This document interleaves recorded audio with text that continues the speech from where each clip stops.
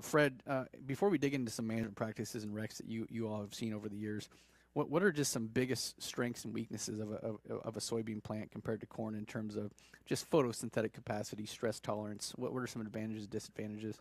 Yeah, if you're going to compare corn and soybean and you're going to say what is the big difference, it comes down to their type of photosynthesis. Yep. Corn is a C4 plant, soybean is a C3 plant. C4 plants have three photosynthetic C4 plants have three photosynthetic advantages. They can use higher levels of light. They don't photorespire, and they have a lower CO2 compensation point, meaning if it's dry, they can continue to photosynthesize with their stomates closed or partially closed. So, when it comes down to total dry matter production, the corn plant's going to beat the soybean plant every single day. Also, it also has a higher water use efficiency than does soybean. Corn makes one big yield decision, being a determinant plant. Well, a couple of them, when it sets the potential and has one time to pollinate. Soybean has multiple nodes that can support pods, more than one pod at a node, and so it's much harder to make a one-time change that impacts the yield of soybean. That said, we think soybean has been underlooked at, and look at the new record yield into the 200s. Yeah. That'd be a good corn yield. Man, so that there's clearly a huge opportunity to, just like corn, to increase soybean yield. When those numbers come out, I think about 15 years ago when I started doing this, if you had 200 bushel corn, you're like, I got to tell somebody about this, and now people are doing that with soybeans. So, Connor, should a grower think differently about corn and soybeans and high yield management because of the root system, so a tap root versus a fibrous root? There are differences when we think about the management, and it also goes back to comments made earlier. The peak uptake and the rapid rate of growth, for corn, it's a lot of biomass in a very short window. Soybean, it's a lot of biomass over a much longer window. So making sure that we don't need as much nutrition per day, but we need a steady amount of nutrition for a longer amount of days. So the nutritional need of soybean to meet that peak is a longer duration, and therefore better soil exploration, need of those nutrients. The root size of soybean, though, is so much smaller than a lot of the corn architecture, so that will have some play.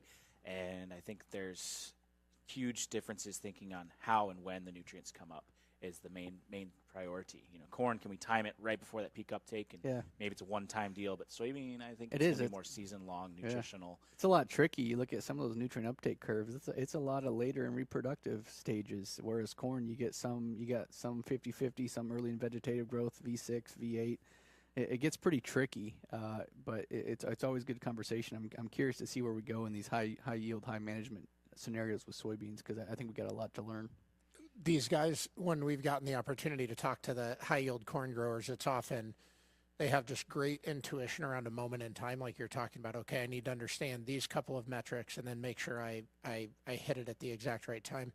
A lot of the guys with the soybeans, it's kind of like I just throw everything in the kitchen sink at it all year long, and then it comes out that way. But I guess, Fred, I'd ask you that question. So when you see high yield soybeans, what are the commonalities as far as are there things where you go, every time I see a really big number, this is present, whether that's fertilizer or placement, population? What's the commonality in those really high yield environments?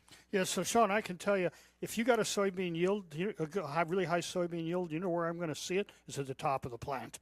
So if I come and I look at the top of your plant and those top nodes have 3 or 4 pods, oh boy, am I going to get excited, because most of the yield, 60% of the yield, comes from the middle of the plant. So a key indicator is how many pods are at the top of the plant. Now I'm going to tell you 2 things that we've seen that have a big impact on soybean yield, and one of them is early planting. I mean, there's a quantum shift in Illinois, and I think over a lot of the Corn Belt, to plant soybean ahead of corn. When I was a student, I mistakenly learned, and I taught this wrong for many years. I learned that soybean had a higher minimum temperature to germinate than did corn. That was its base temperature. and that's completely wrong. And the reason that's wrong now is because now we have premium treated seed. You know, when I learned it, we were bin running soybean. Yeah. And so, yes, it did have to have a higher minimum temperature to germinate. Every high-yield corn grower is going to tell you that plant has to have rapid, uniform emergence. And every plant that emerges a few days or even hours later is a weed. By the way, soybean doesn't, it's not that uniform emergence isn't as important for soybean, but it's less important than corn, you know, since it makes its yield over a longer time period and later. And so planting soybean early and trying to get that leaf area out there to coincide with the longest day, that's made a huge impact on yield.